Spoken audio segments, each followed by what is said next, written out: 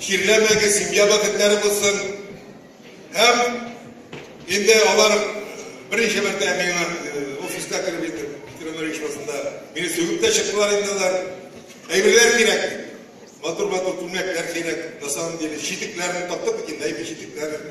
Onlar beni sögüp ben başıcı veşke giren kuraytırıp girip tablaydı. Eyvirleri de tabla yürüge gerek. Bir şey olmayı.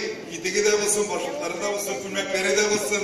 Şey olmadı başta durmuş üzgere, ele sizge pişkine yaş, elbette ele dağı.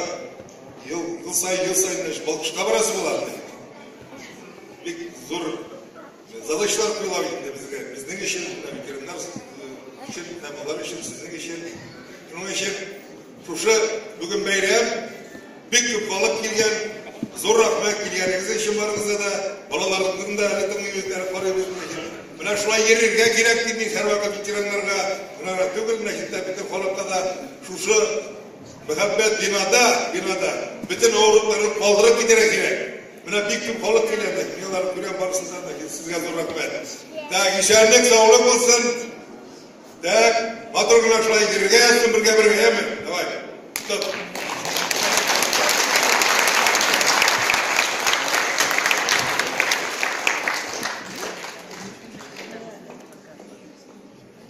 Unike kışıyımda bir mujik, bir eteş, onun iştavuk, bir eteş, barışına da kışteneş, barışına da girip gelsin, madırına şey içesin.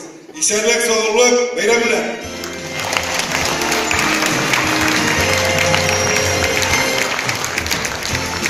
Расим Ильясович, провожаем от вашей аплодисменты.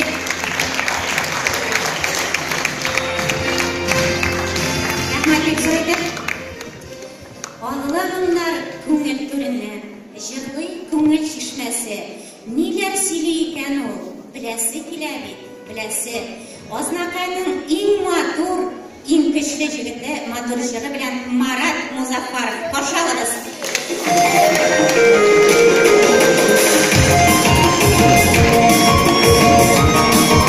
Минем белән ошолар узган кешегә бүләгем бар.